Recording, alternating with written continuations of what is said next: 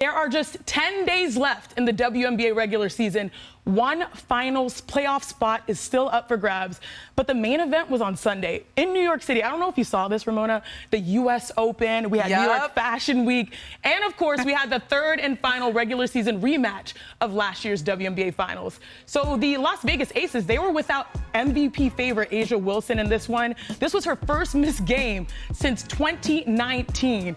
Let's dive into the action as the Aces are visiting the Liberty. There's Asia, Dawn Staley, Paige Becker, Steph Curry, and Klay Thompson in attendance. There was a funny moment before the game.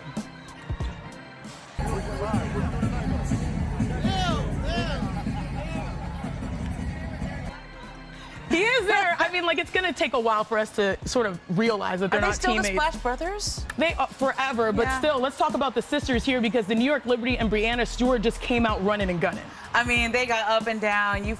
They needed to make a statement here. I know they swept the season series here, but I thought this was a huge statement for them to finish this Look at Stewie's skill set. Stewie collected her 140th career 20-point game, passing Lauren Jackson for 5th most in WNBA history. Now let's go to the fourth quarter, though. The Aces down 8, trying to make a comeback, and then Kelsey Plum got hot. From down 20, this is how you make a comeback. You get Kelsey Plum going, and then they get all the way back into this game. I thought they were going to come all the way back and win it. Not just going to her left. You got to get her to go to the right. Now 4 minutes left, still a 3-point game.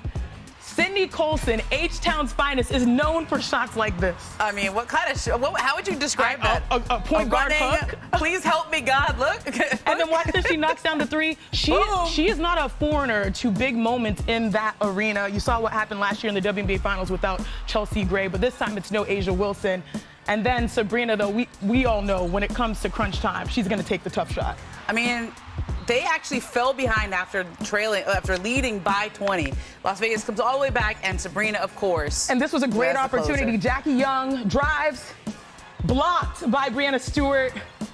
And I want you to watch the aftermath because Becky Hammon, she was not happy at all. Here's one more look at the block. It was, that was a tough play. And Becky, she wanted a foul call on that one. As you look a second time, look how mad she threw that clipboard to the ground. The New York Liberty, they escaped this one with a 75-71 win. Here was Becky after the game on the officiating. I was talking to the refs all night. I mean, we shot 10 free throws for the game. They had 10 at half. It's 38-60 in our series with fouls called. So, no, I'm not thrilled. Yeah, I've been working on my defense. So just trying to get down, get a good stop when I need it. Obviously, we played great defense down the stretch here to finish out this game. Grinding out, obviously, a very good team, and happy to get a win here in Barclays. Welcoming in Dave McMenamin to the conversation. Now let's start with the injury update, though, because before the game, Aces head coach Becky Hammon said there are no long-term concerns with Asia's ankle. Sitting out was just precautionary. But Ramona, are you concerned about the MVP frontrunner returning to the court?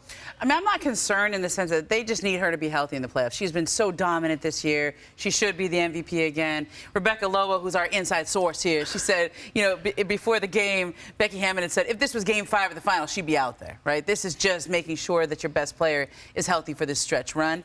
But I also think there's some gamesmanship here, too. Like, you don't have to show everything. Yeah, they took the season series. They swept them. That's a big statement for the Liberty here. But you haven't. They didn't have Chelsea Gray in one of the games. They didn't have Asia Wilson in another game. And I think, Dave, this is hard when you have these two teams played last year, right? Now you're trying to defend the title again. And every single year, the regular season is so much harder to come back, right? How do you come back from that? How does a team like the Aces have the same fight, have the same fire? Right. We've covered teams like the Cavs and the Warriors and the Lakers making 2, 3, 4, 5 straight trips to the finals. And you just can't go back to that well during the regular season. It's human nature that that there's going to be another level that you have to prepare for and store for, and you're not going to get there until the lights of the playoffs begin. I got a chance to talk to Becky Hammon when the team came through LA back in July, and she said, we're not anywhere close to playing like a championship team right now. My job as the coach is to try to make sure that we have enough moments where we see it before the playoffs begin. And guess what? You need to save Asia's health for when it really matters. And one thing that was mentioned in our pre-show call by Rebecca Lobo, who we're efforting right now, is that, hey, they're not really concerned about the standings, which is interesting to me because I have a sister on the Seattle Storm, and I'm looking at the very concerned about the standings. I've been very concerned about the standings. Look at this. New York has a lock on the top seed after sweeping the season series with Vegas. The Aces are in the 4th spot and would have a first-round matchup with the Seattle Storm if the standings stay the same. Now, Rebecca, what are your thoughts on this matchup, the sweeps? Thank you for being patient as we work through some technical difficulties. Rebecca, what are your thoughts on seeing no Asia and also the upcoming future as they're trying to three-peat the Las Vegas Aces? Well, this is a team that had really found its stride in the last 4 games, have been playing its best defense of the season. The guard play had been better. This is before their New York Liberty game and before Asia got injured. And when we were talking to Becky Hammon before the game, she said, you know, if this was a game 5 in the playoffs, Asia would be able to play. They're taking it day by day. And I asked Becky specifically how important it was for them to finish in 4th instead of 5th. And she said, it's more about how we're playing than where we are playing. So she is making sure and trying to make sure that this team is healthy, that Asia is healthy, because we all know that this team, forget their record, forget their seeding, if they're firing on all cylinders, especially if their guards are playing efficiently alongside Asia Wilson, they are certainly still a championship contender. But Rebecca, right now, do you think that the Las Vegas Aces look like a championship team?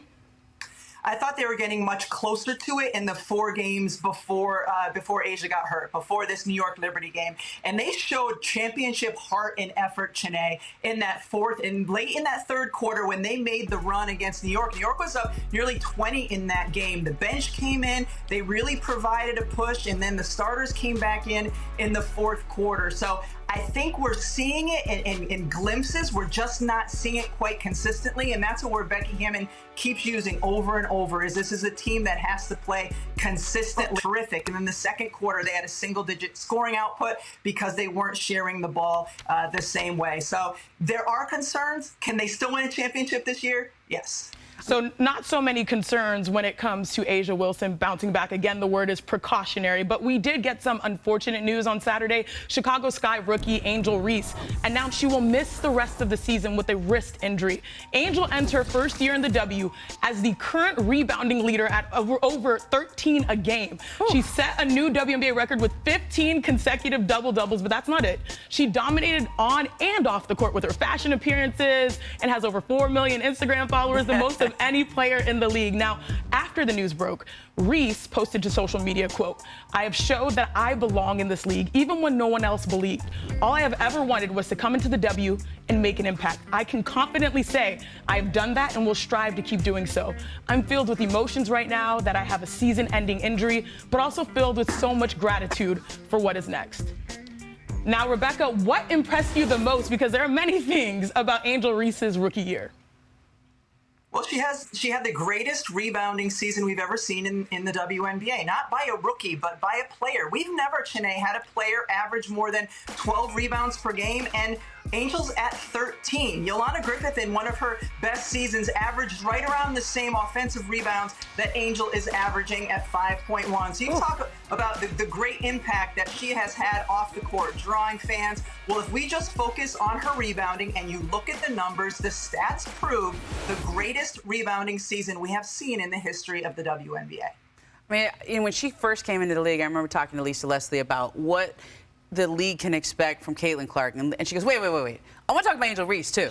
Because somebody who rebounds like that with the double-doubles and who gets offensive boards the way Angel Reese rebounds, she's going to have a spot in this league. And this idea that that she's not offensively as talented enough yet, that she's not going to contribute, that she fell all the way to 7th in the draft. And there's a question, if she didn't get picked at 7, how much further she would fall. This woman can rebound, and that has so much effect on that side of the court, plus what she does defensively. I think she showed not only does she belong, but she's going to make an impact in this league for a long time to come. I'm just glad she helps remind people that rebounding still matters. Double-doubles still matter. I know we're seeing different types of double-doubles between Angel Reese and Caitlin Clark, but nonetheless, those numbers, what you see right there on that screen, is undeniable. Now, Rebecca, we know that Angel went 7th in the WNBA draft. Now, if we redrafted right now, where do you think she might land? I think she'd still land in Chicago. It would just probably be third instead of seventh. And Camila Cardoso is having an outstanding rookie campaign as well. But I think you would say, all right, there's no chance that Chicago is going to let her get past there. And of course, Caitlin would still go one. I think Cameron Brink, because of how beautifully she fits in LA, would still go two. But you could see Angel getting up certainly into that lottery portion in the top four. I agree. Look, I know a little bit of insider information, maybe. Like, a big player with big personality and big potential needed a big market. I think those were her targets when she was entering the draft. Now,